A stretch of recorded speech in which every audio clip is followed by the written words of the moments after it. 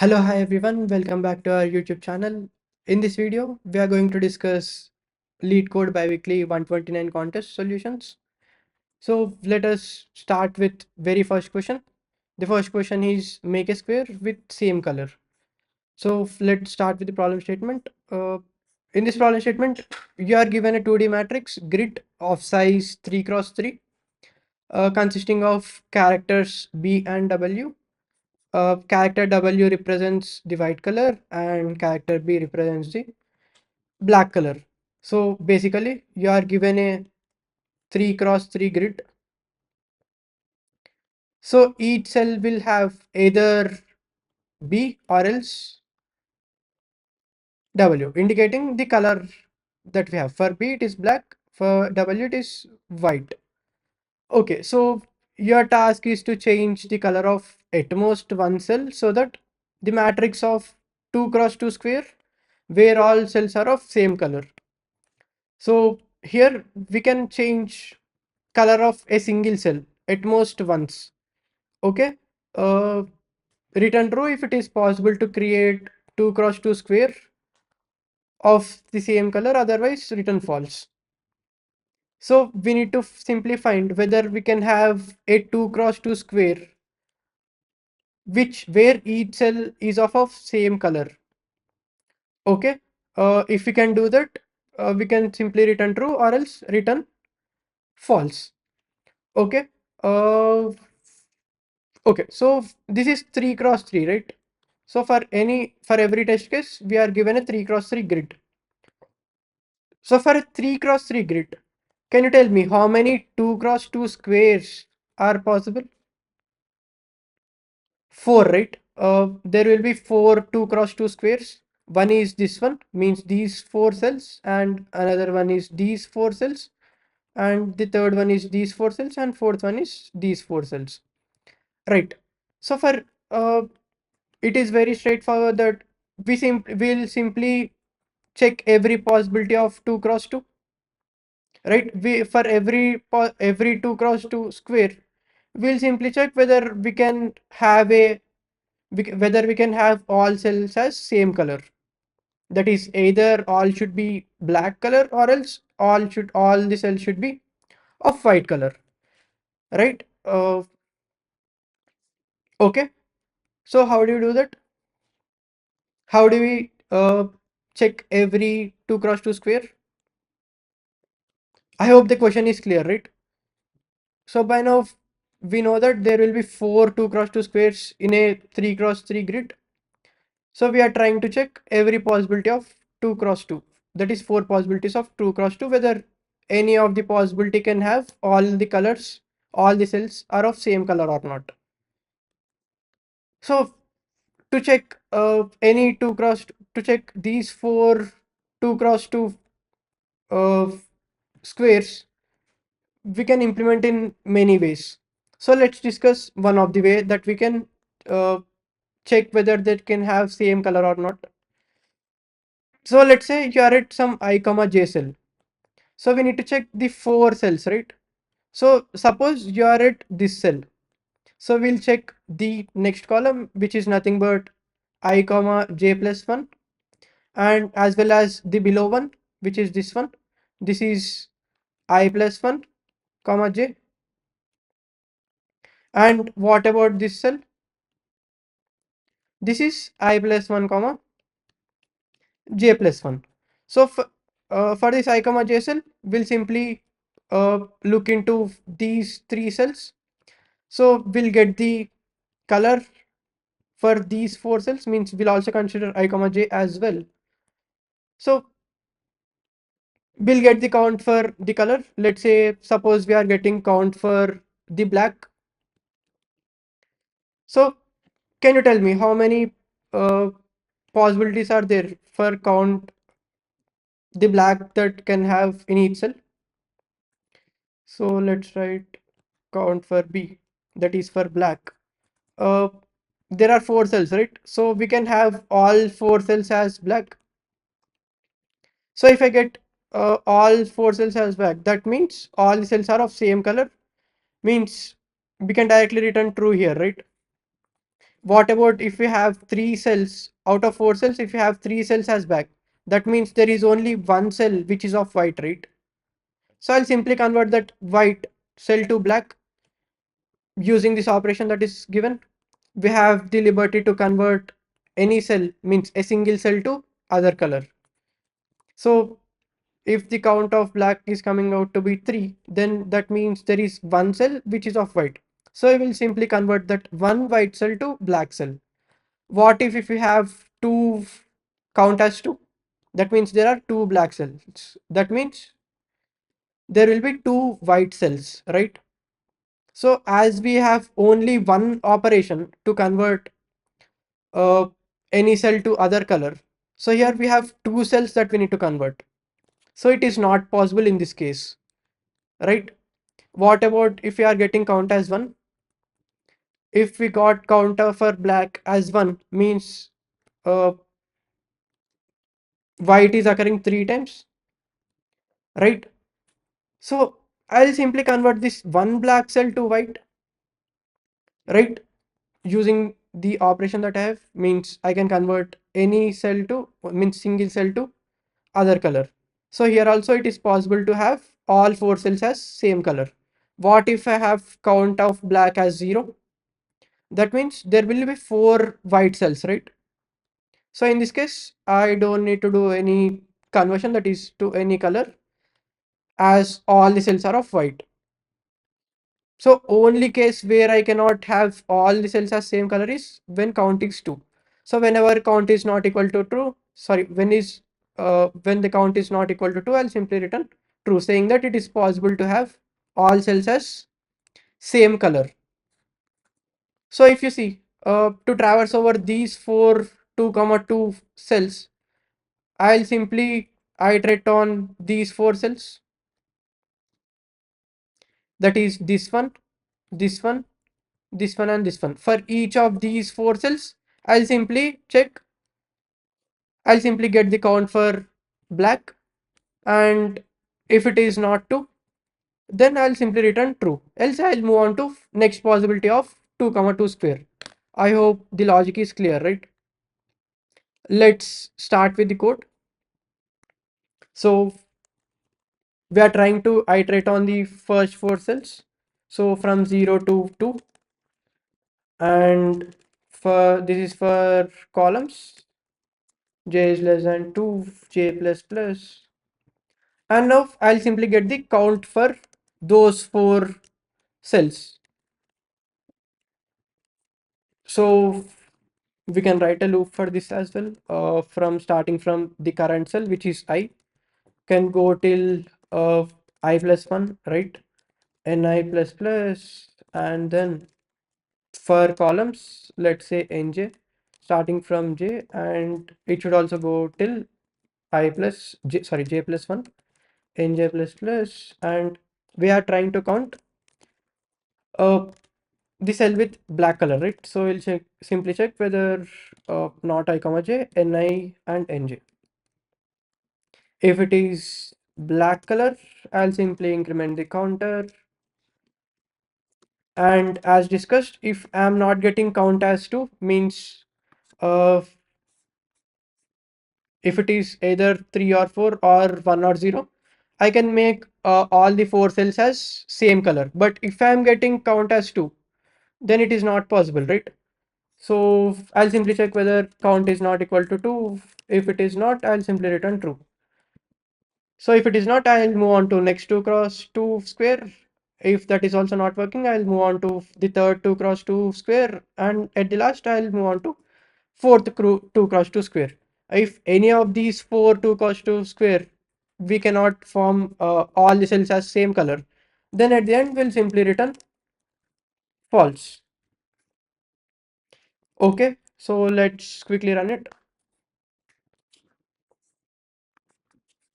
Let's submit. Yeah, that's it. Let's move on to second question. Okay, so let's start with the second question. Second question here is right triangles.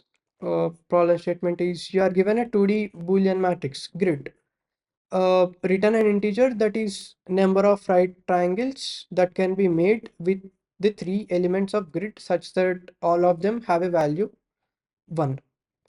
There is a note as well. Note says that a collection of three elements of grid is a right triangle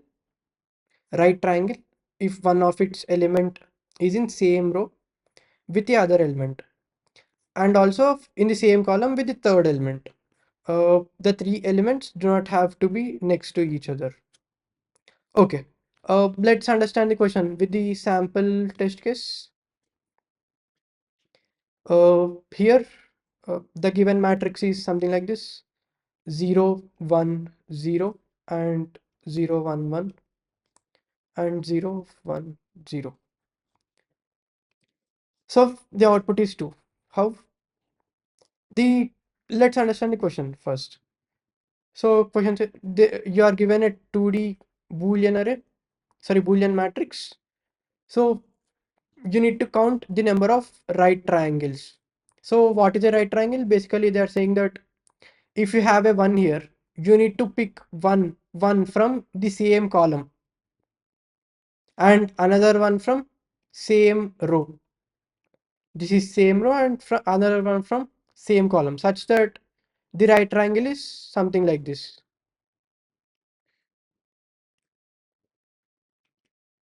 So it should have 1, 1, and 1.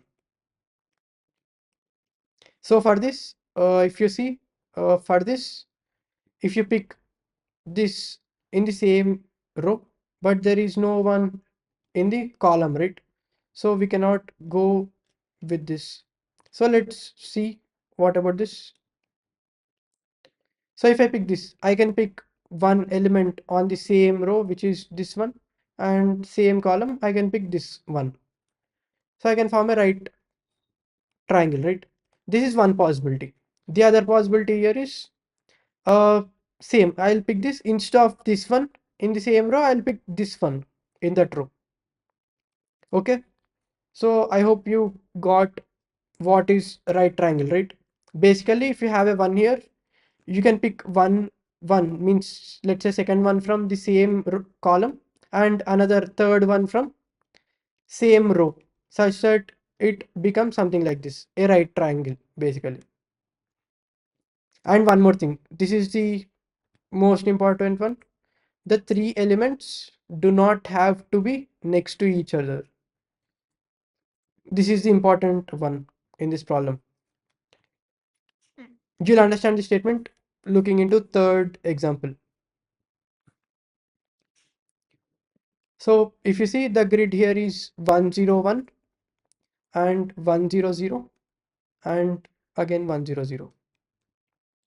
So if you see, if I pick this one and in the same column, if I can pick this one as well. It need not to be adjacent. I can pick any one in that same column and any of these two ones in this row. So I can first I'll go with picking this one and I'll match with this. And in next time I'll pick this one instead of this. Okay. So you got this point, right?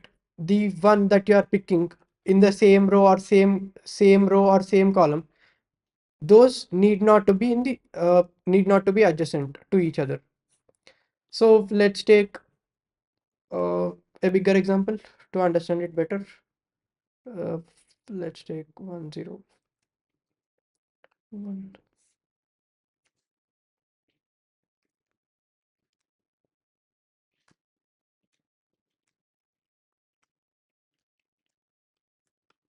1, 1. Let's say one more one. Let's put it as 0, 0, 1, 0, and 0. Okay, so let's take this grid. It is of size say 5 cross 5. Okay, suppose I'm at this one, right?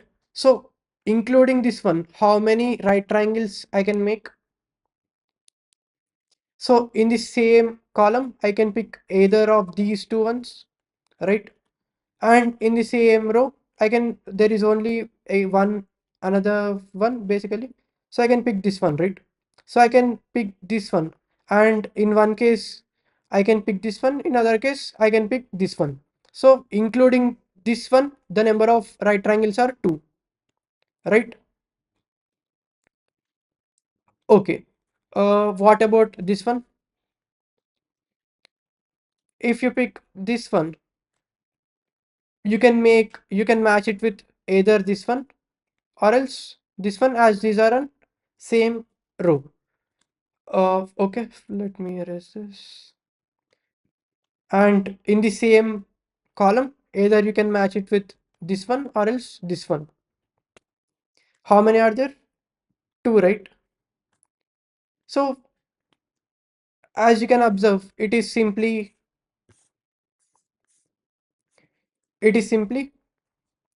getting the count of ones in that column and getting the count of ones in that row, right?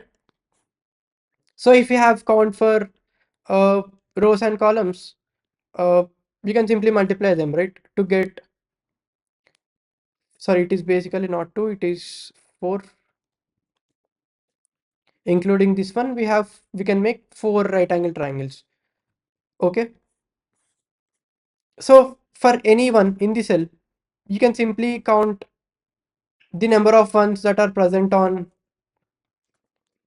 that row and the number of ones that are present on, just a second. So for this one, uh, let's write the indices as well. It is 0, 1, 2, 3, and 4. 0, 1, 2, and 3. So basically, we are trying to get the count for column 2 as well as row 0. If you have count for these, you can simply iterate on that column to get the number of ones that are occurring. So here it is 3, and if you try to get the number of ones in this row, you'll get it as 3 again, 3 and 3. But here this one that we are including is also getting counted, right? So we need to subtract 1. So you can simply iterate on this column and this row to get the number of ones that are present on that column and row. So you'll get count for ones in column 2 as 3, and column 0 it is 3 again. So if we subtract 1 from each, because the one that we have included already is getting counted again. So it will be 2 and it will be 2. If you multiply them, you'll get 4. Why to multiply? Why not to add? Because if you see, first, let's say I'm picking this one, right? In the same column, I have picked this one. Okay. So one possibility is to match with this one. This is our first possibility. And the second possibility is I'll match with this one. This is our second possibility, including this one, right? Uh, till now we got 2. Let's, instead of the above one, let's say I have picked this one. So if I pick this one, this is, I can match with this one as well as this one. So this is my third possibility and this is my fourth possibility. So there are 2 more possibilities, which is 4. So for this, we got it as 4. Basically, I think you might be not able to understand whether we need to multiply or subtract. Let's take another example. So let's go with maybe this one. For this, the number of ones in that row is 3, and in this column is, sorry, it is 4 and it is 3 again. Okay. So if you see, for this one, if I pick this, I'll match with 3. For each one, I'll match with 3, right? So as we have said, this one that we are already considered, it is again adding in this. So we'll subtract -1, -1.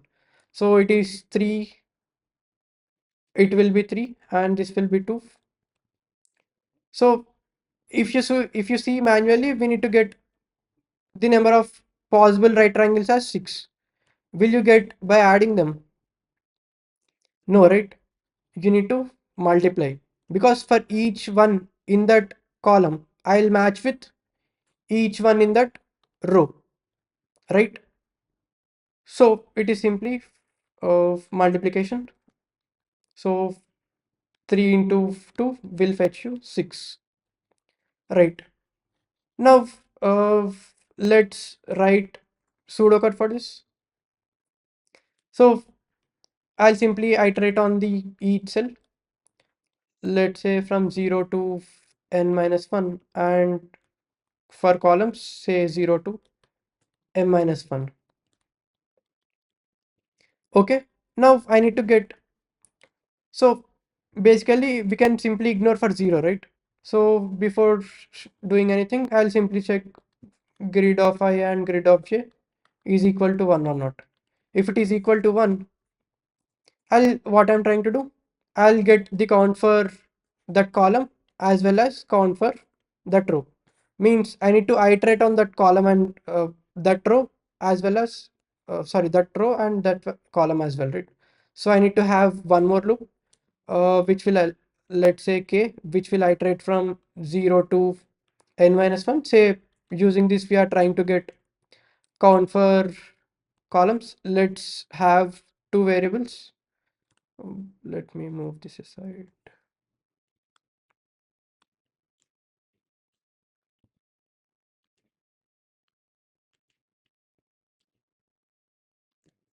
Okay, so let's take two variables to store the number of ones in that row. Let's say let's initialize with 0, and columns let's initialize with 0. So this is to get the count for rows.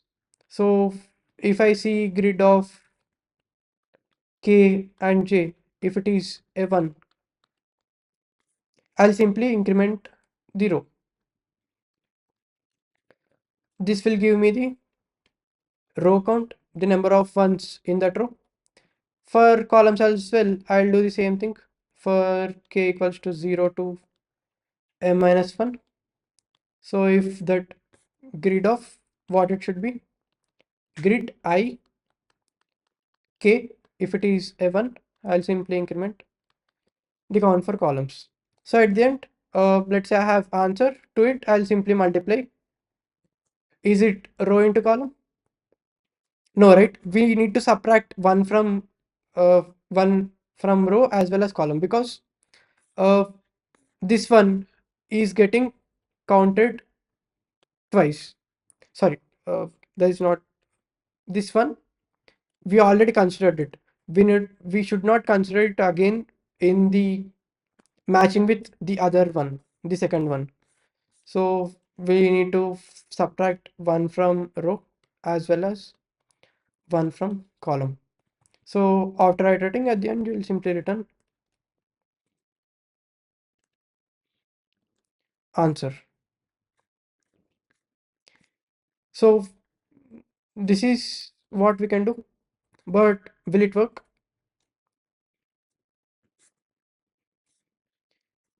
Will it work for the given constraints? So here, the number of rows can go up till 1000, and number of columns can also go up to 1000. So what would be the time complexity of this code? So it is n into m into, again to get the count, again I'm iterating for n times. Again to get the count for columns, I'm again iterating for m times. So if you see, it is, let's substitute in worst case, let's see how many iterations it will perform. It is 1000 into 1000 into, it is 1000 plus 1000, it will be 2000. So if you see, it is 2 into 10 power 9, which is greater than time limit, right? So what it will give? It will give you a TLE. So how we can optimize this? Which part we can optimize?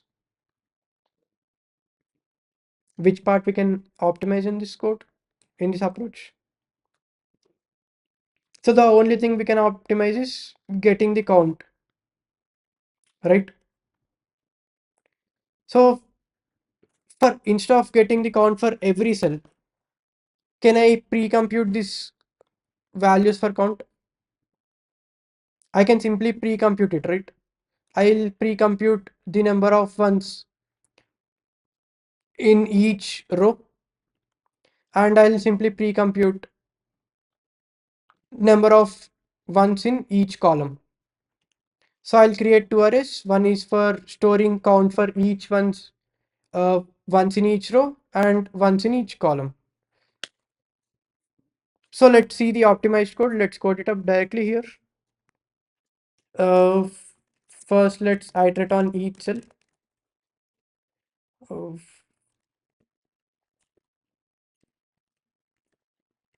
let's create an and I plus plus for in j equals to 0, j is less than m, j plus plus. So we can we are only doing this if I comma j is equal to 1, right? If it is equal to 1, before that we are trying to pre-compute the ones in each row and each column, right? To store it, let's create an array of size n, and to store ones in each column, let's create one more array of size m.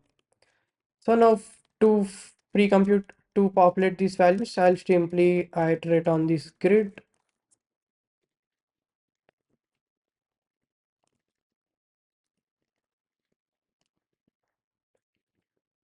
So you can simply check whether grid of ij equals to 1, and you'll simply increment rows of I and columns of j.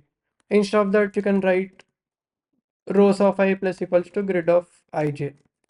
If it is 1, it will add 0, the value will not change. Columns of j means the jth column incremented by ij. Right. Okay. So by this, we have pre-computed the ones in each row and ones in each column. Okay. So now, as I have the ones in each row and ones in each column, I'll simply let's have the answer. As you can see, the return type is long. Let's create answer with type long. Let's initialize to 0. And here, I'll simply add answer with these rows of ith row. And also don't forget to subtract 1 from it, as we have already picked 1 from that row, and columns of j minus 1.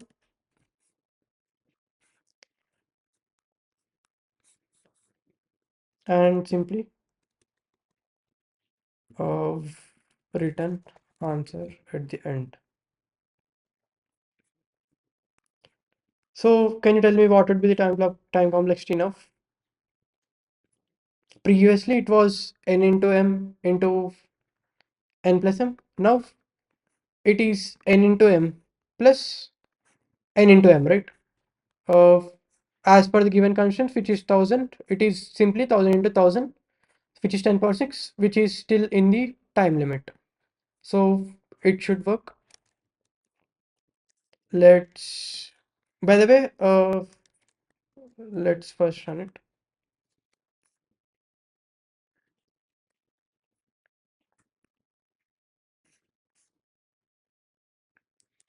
Okay, so by the way, in Java, if you create an array, the default values is 0. If you are using other language, you might need to initialize with 0. Okay, I hope you are clear with the second question. If you didn't solve during the contest, solve it now. Let's move on to third problem. Okay, so let's look into third problem. Third problem is find all possible stable binary arrays. So in this problem, you are given three positive integers, that is 0, 1 and limit.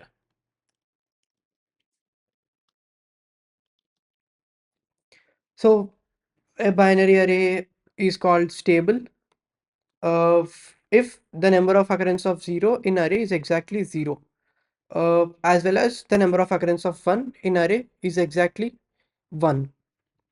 So what does this mean? So this stable array should have size, this 0 should be of this 0 number of times plus 1 should be of the given 1 number of times. Okay. What about the third point? Each subarray of the array with a size greater than limit must contain both 0 as well as 1.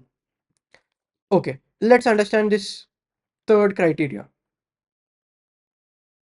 So first of all, let's say we are trying to build this array, which is of, it should have exactly zeros of 0 number of times, ones of 1 number of times. So at any position in the array, I can either pick and place either 1 or else I can place either 0, right? Uh, can I place something like this? Can I place, say, uh, in the question, say limit given is something like, say 2. Uh, can I place something like this? Can I place 4 zeros like this? Will it be valid for the third condition as well? No, right? If you observe subarray of size greater than limit means it will start from 3. If you look at this subarray, according to this condition, it should have both 0 as well as 1. But in this, it will only have 0, right? It is not having any 1, right? So we cannot place something like this. This is not a valid stable binary array. To make it a valid stable binary array, we can at max place this limit number of times. We can at max place continuously either zeros or ones at max limit number of times. Means if I place two zeros, this array greater than size 2 will start from 3, right? So after placing two zeros, I definitely need to place a 1, right? So the observation here is continuously at max I can only place limit number of 0 or 1, right? I cannot place more than limit number of times continuously either zeros or ones. Did you get this point? So the point here is continuously I cannot place zeros or ones greater than limit number of times, because if I place continuously three zeros, subarray of size greater than 2 is will start from 3, so this becomes valid because it is not having any 1, right? So that is the reason uh, I can place two zeros continuously, but the next position should be a 1. I hope this clears this third point, right? Continuously you can at max place zeros or ones at max limit number of times. Okay, so we need to return the total number of stable binary arrays. Since the answer may be very large, return it by applying modulo with 10 power 9 plus 7. Okay, okay. So I hope you are clear with the question. So let's try to build some approach based on this. Let's say we have an array. So let's say we are at some point in the array. Previously, let's have placed two zeros. Okay, let's go with the same limit. Let's say limit is 2.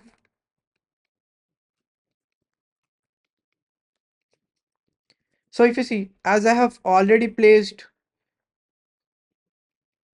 two zeros continuously to make it valid. Means subarray of size 3 should have both zeros and ones, right? Because the next greater subarray size greater than limit is 3. So I definitely need to place a 1 over here. Means how should I know that I need to place a 1 here at this state, at this point? I'll only be able to know if I know what I have placed previously. Means what value I have placed previously. Is it a 1 or 0? If I know that, I'll pick just opposite of it, right? If I previously placed 0, now I need to place 1. If I previously placed 1, currently I need to place a 0. Right. So for any state, I need to know what is previously placed, previously picked value. What else you need to know? These are basics. These are basic one. You also need to know how many zeros that you still left to place, as well as how many ones that are left to place. Right. So based on this, you will explore different possibilities, right?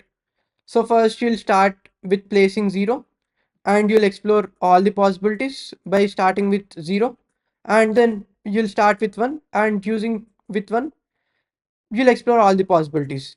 And remember one thing, uh, at max continuously we can place zeros or ones at max limit number of times. Clear? So let's see how we can explore these possibilities. Okay. uh, Let me erase this quickly.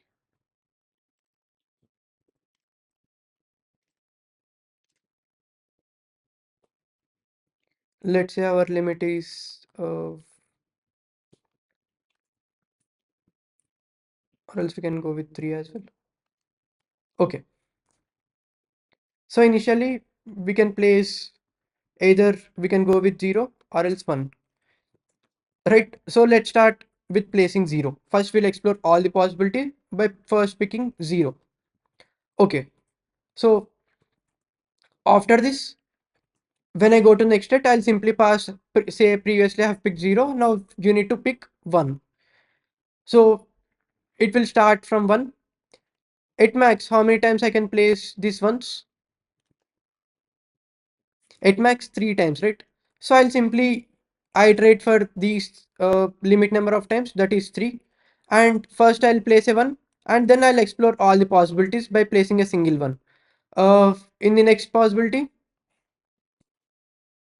I'll come back, I'll again backtrack, and I'll place one more one as soon as it is valid. Means as soon as we have not exceeded limit, we have not exceeded this limit, I'll keep on place the one. So I'll place one more one and explore all the possibilities that can be formed. And again, after exploring them, that is exploring the sense, as you have placed one, then you'll again pick 0. Again, at max you can only place limit number of times. Again, you'll place 1, then 0, and so on. And then you'll come back, you'll backtrack to the same position. Again, we are left, we can still place one more one as it is still not exceeding the limit. Let's place one more one and we'll explore after placing it. Let me move it below. We'll explore all the possibilities and then we'll again backtrack. So we'll backtrack to the same position, 0, 1, 1, 1. So at this point, there are already 3 continuous ones. If I place one more one, it will be invalid, right? Because the subarray greater than 3 is, next one is 4. So if you see, uh, for this subarray, it is not having both 0 and 1. If we place 1 over here, definitely we should stop here, right? Uh, like this, we'll explore all the possibilities. So here there are 3 states, that is the number of zeros we need to place and the number of ones, and then what is previously picked. Let's go with previous. So these are three states that are changing. So first of all, we'll try to write a recursive code for this. So let's start with the recursive code.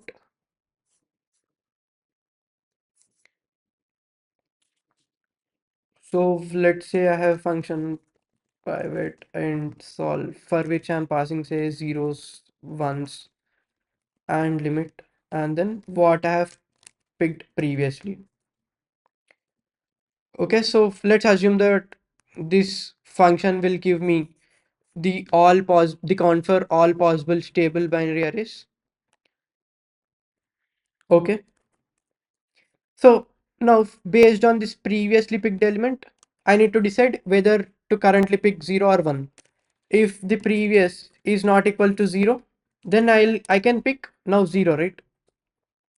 So I will simply iterate for this limit number of times of and try to place 0 and move to next possibility. To store the number of possibilities, I'll go with long itself, and I'll simply add it to this answer. Uh, so this is for zeros, right? Now, as I have picked a 0, I'll simply subtract it from the number of zeros. Ones remain same and limit remains same. And previous now will become 0. As currently we have picked 0 to the next state, the previous state would be 0. Uh, yeah. So again, for once, if previously the value we have picked is not equal to 1, then currently we can pick 1. It will be same I is less than equal to, we'll simply iterate for limit number of times, and we'll try to explore all the possibilities that we can have. Uh, 0 minus I limit, now previous becomes 1.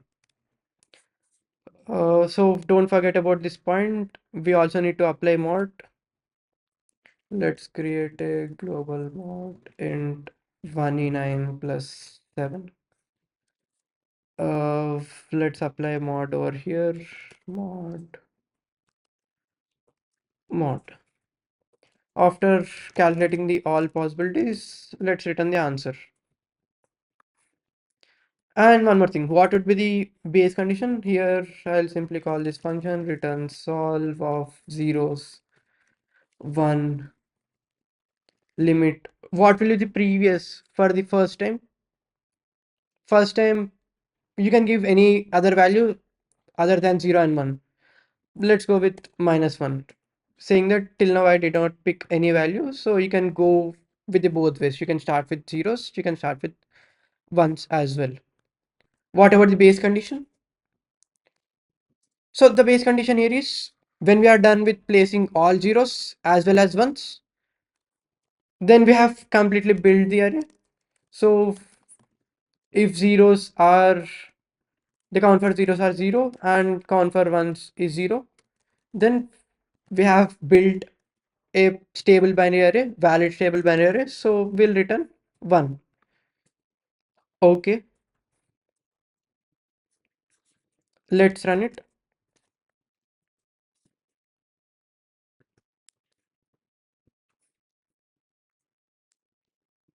Yeah. One more thing, if you observe, it should be L, not limit. Yeah.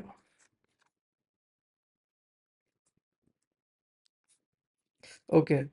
Return type we have mentioned it as int. Let's type it. Let's simply typecast it to int. We can also apply mod here.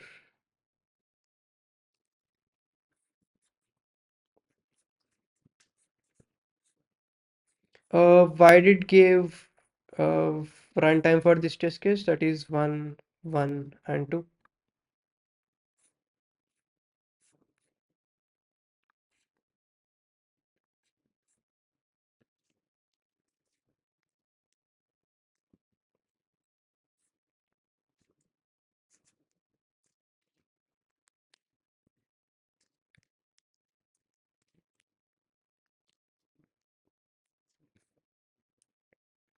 Okay, we are not handling a one more base condition if either of these two exceeds, means either of these two exhaust.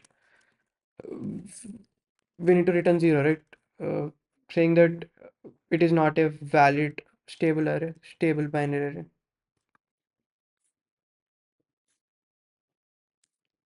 Yeah.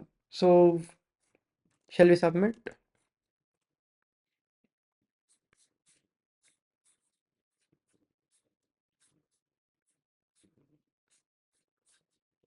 So it has given time limit exceeded for this.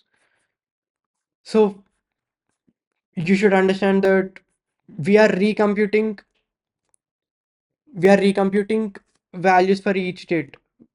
So we should memorize it, right? So let's create DP. So what should be size of DP? Simple. There are three states, right? So one is the number of zeros are changing, ones are changing, as well as the previous is changing. What about limit? Will it change? No, right? So we have three states. We'll create a DP of size 3, basically 3D DP. Uh, 3 to store these three states. New int of this should be 0 plus 1 and 1 plus 1. And what would be the maximum and minimum value for previous? It can go from -1 to 1. So there are three values. So initially, to know whether we have filled the answer for it or not, we'll fill the DP with -1s. So for this 3DP, I'll iterate for each matrix. For this each matrix, I'll iterate on each row. And for each row, I'll simply use arrays dot fill row comma -1. So this will fill using this will fill this 3DP with all values as -1. So I'll pass this DP to this function as well and wherever I'm calling. And also whenever I've computed answer for a state, I'll simply store that answer in this DP. What should be previous? My previous can also be -1, right? So I cannot have index with -1. Let's move the state. For previous has -1, I'm storing it 0. For 0, I'm storing it in 1. For 1, I'm storing it in 2. Means I have simply moved the previous by 1. And one more thing, if I've already calculated the value, uh, previous plus 1 means if I have already calculated, it will not be equal to -1. So I'll simply return uh, the value I have presented that state. Okay, I hope I'm passing to every function call. Yeah, so let's run it up again.